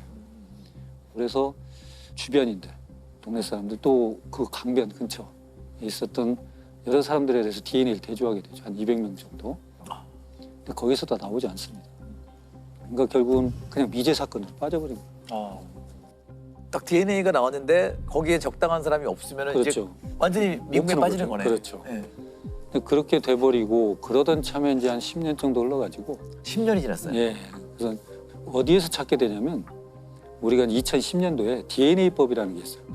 강간, 살인, 방화 이런 사람들의 강력범의 데이터베이스를 구축하는 법이 있었어요. 그래서 재소자나 뭐 전과자들의 DNA를 다 데이터를 하는 와중에 2012년도에 목포 교도소에 수감 중인 김 씨의 DNA가 그 당시 확보했던 DNA 파일과 동일하다는 게 나옵니다. 그러면은 10년 전에 그 사건 때문에 채취한 DNA가 둘의 관계성을 누가 이렇게 대조해 보는 건 아니잖아요. 그렇죠. 그러나 우리가 이미 미제 사건의 범인으로 보인 DNA 파일을 갖고 있어요, 데이터를. 그러고 이제 다시 강력범을 넣으면서 계속 대조를 합니다. 아, 서로 이렇게 자동으로 대조하게 돼 있나요? 그렇게 돼요. 일치군이 딱. 그래서 딱 나오게 된 거죠. 강력범은 DNA를 확보해서 다른 범죄와 비교할 수 있도록 법이 제정된 게 결정적인 단서가 됐습니다. 사건 당시 경찰은 범인의 것으로 추정되는 체액을 확보했지만 DNA가 일치하는 용의자를 찾지 못하면서 사건은 미궁에 빠졌습니다. 그러나 10년이 지난 2012년 다른 범죄로 무기징역을 선고받고 복역 중이던 김 씨가 DNA의 주인이라는 사실이 밝혀졌습니다. 그렇게 해서 이제 된 건데 이 김 씨가 왜 교도소에 복역을 했냐면 2003년도에 전당포에서 2명을 살해를 해요. 그리고 2명을 유기로 합니다. 유기로 했는데 옷을 싹 벗겨버렸어요. 그러니까 비슷하죠. 더더구나 피해자들이 갖고 있었던 시계, 귀금속 같은 것도 가져가고 그러니까 반지 없어진 거, 유기한 거, 벗긴 거 이게 유사하기 때문에 이건 범죄 행위 수법 비슷하다 이렇게 지목을 하죠. 근데 그렇게 됐는데 문제는 뭐냐면 왜 이 사람이 용의선상에 안 올랐을까? 그 당시 이 김 씨는 사건 발생 당시로 보면 24살 정도 젊은 친구였어요. 이 A양하고 같은 동네에 살고 있었어요. 그리고 같은 초등학교를 나왔고 A양이 다니던 PC방에 이 김 씨도 다녔던 것이 있고 근데 용의선상에 안 올랐던 거죠. 왜냐하면 김 씨가 그 당시에 주민등록지를 전남 장성에 있는 형네 집으로 해놨어요. 주소 등록지로만 리스트를 잡으니까 전혀 안 잡혔던 거고 문제는 또 뭐가 있었냐면 그 해에 어떤 절도 사건을 있었어요. 절도 사건이. 그래서 그걸로 교도소를 들어가 있었어요. 또. 그러니까 DNA 검사도 안 하고 당연히 수사도 안 받게 되죠. 예전에는 큰 중범죄를 저지르고 도피처로 작은 범죄를 저질러서 교도소에 수감되는 경우들이 있었어요. 그러니까 그것 또한 역시 뭔가 수사망을 피하려고 하는 의도적인 거 아니었을까. 일부러 그렇게 이제 추정은 되죠. 일단 처음에 굉장히 완강하게 부인했을 것 같은데요. 그렇죠. 이제 실은 DNA가 검출됐다는 얘기를 안고 접근을 해요. 형사들이. 그러니까 A양을 전혀 모른다. 만난 적도 없다는 건 당연하고요. 그렇게 완강히 거부를 했죠. 근데 나중에 보면 그 당시에 A양하고 인터넷으로 접속이 됐었던 것도 나와요. 그러니까 이것이 거짓말이었다는 건 나옵니다. 김 씨는 평소에도 인터넷 채팅 사이트를 통해서 여러 여성들을 만나왔습니다. 이 사이트에서 만난 여성들을 상대로 폭력을 휘둘러서 상해죄로 처벌받은 전력도 확인이 됩니다. 그게 이제 일관된 진술이 뭐냐면 그 당시에 내가 여러 여자를 만났고 그런 속에 성관계도 있었다. 그 중에 하나일 것이다. 그러나 살인은 내가 저지르지 않았다. 성관계는 있었지만 살인은 저지르지 않았다고 우기는 거니까요.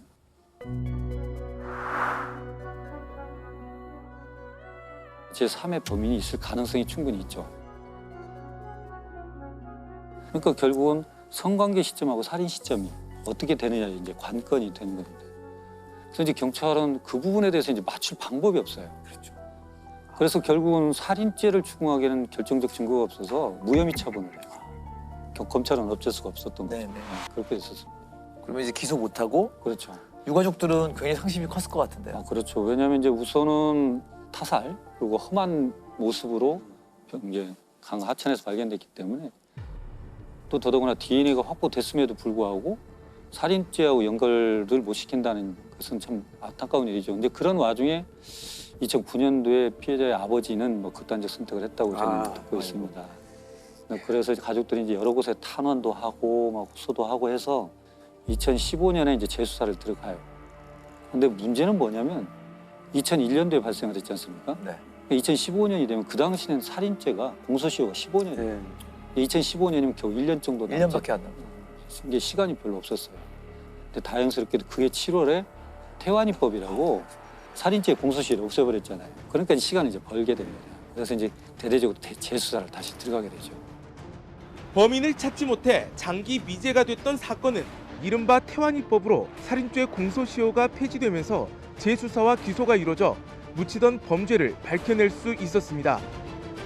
광주지방 검찰청에서는 이제 검경 합동수사본부를 차려요.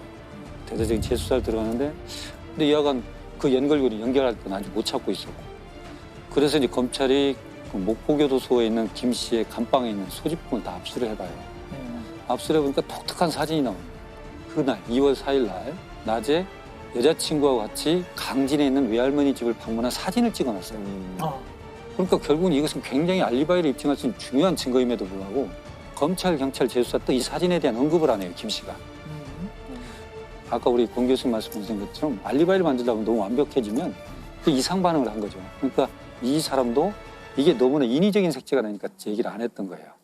그렇게 해서 이제 그 사진이 나오게 되고 그걸 왜 가지고 있었을까요? 그것도 의심스럽고 또 이제 그래서 결국은 같이 복역한 수감자들 한 350명 정도 이제 인터뷰를 해요. 거기서 보니까 유사한 사건을 했다라는 얘기를 진술을 했다. 그리고 생리 중이었던 어린아이를 강간했다. 뭐 이런 얘기. 또 드들강에 대한 얘기도 하고 그걸 들었던 사람들이 있어요. 그것도 확보가 되고 여러 가지 정황은 김 씨가 맞아. 근데 문제는 성관계는 인정을 했잖아요. 사망 시간과의 인과관계예요. 이게 이제 가장 관건이 됩니다. 그래서 이정빈 교수님이라고 제가 존경한테 선배님이 계시는데 그분한테도 의뢰가 됐어요.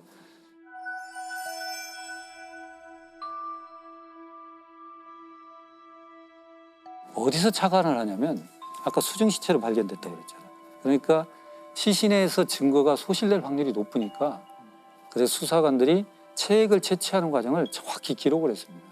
뭐라고 기록을 했냐면 처음 채취할 때 입구에서 가까운 쪽을 할 때는 희멀건 정액이 나왔다. 묻어서 나왔어요. 면봉에. 그다음에 한번 채취하고 두 번째 넣었을 때 깊숙이 집어넣었을 때는 끝에 생리혈이 붙어 혈흔이 있고 그다음에 정액이 섞이지 않은 상태 정확히 구분지어서 나왔다는 거예요. 이것을 이제 착안하신 겁니다. 왜냐하면 김 씨의 진술대로라면 성관계 이후에 며칠이 지났잖아요. 이 사람이 걸어서 다니거나 앉아있으면 중력이 작용하는 건 흘릴 수밖에 없어요. 혈흔과 정액은 섞일 수밖에 없습니다. 이렇게 경계가 명확하게 나왔다는 것은 이건 무슨 의미를 가질까 하고 이제 실험을 하세요, 이분이.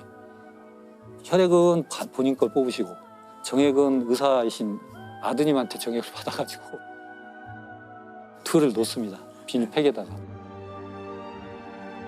전혀 흔들지 않고 외력을 주지 않고 그러니까 전혀 섞이질 않아요. 6시간 반이 지남에도 불구하고. 그러다 잠깐 흔들었더니 바로 섞여요. 그러니까 이걸 가지고 이정빈 교수님의 말씀은 뭐냐면 성관계 이후에 정액이 배출되고 움직일 수 있는 전혀 시간이 주어지지 않았다. 특히 앉아있거나 또는 움직이는 그런 생존 반응이 없다. 그러니까 성관계, 성폭력이 됐던 성관계 이후에 사망까지는 굉장히 인접한 시간이 있을 것이다. 그래서 실은 성관계한 사람이 살인에 기했을 가능성이 아주 높다. 이렇게 이제 감정서를 내서 좁혔던 거죠. 그래서 이제 사건이 이제 풀리게 되고. 그러나 이제 김 씨는 끝까지 아직도 아니다라고 하죠. 근데 그것이 이제 그렇게 항변했음에도 불구하고 여타 이것들이 다 돼서 이제 2017년도에 무기징역 살인죄로 되죠. 그리고 이제 이게 대단하시죠. 공소시효가 없어지고 살인죄 공소시효가 없어지고 첫 유죄 판결이 있습니다. 전남 나주에서 발생한 드들강 여고생 살인 사건의 피의자가 16년 만에 무기징역을 선고받았습니다. 무참히 살해된 자녀를 떠나보내고 16년 동안 응어리진 삶을 살았던 가족들은 조금이나마 한을 풀게 됐습니다. 살인죄 공소시효가 폐지된 이후 A양이 성폭행당한 직후 살해됐다는 법의학 감정을 받아냈고 광주지방법원은 검찰 증거가 모두 효력이 있다며 마침내 무기징역을 선고했습니다. 사건 발생 16년 만입니다. 법의학이 진짜 결정적인 역할을 한 사건이네요. 범죄 해결에 있어서.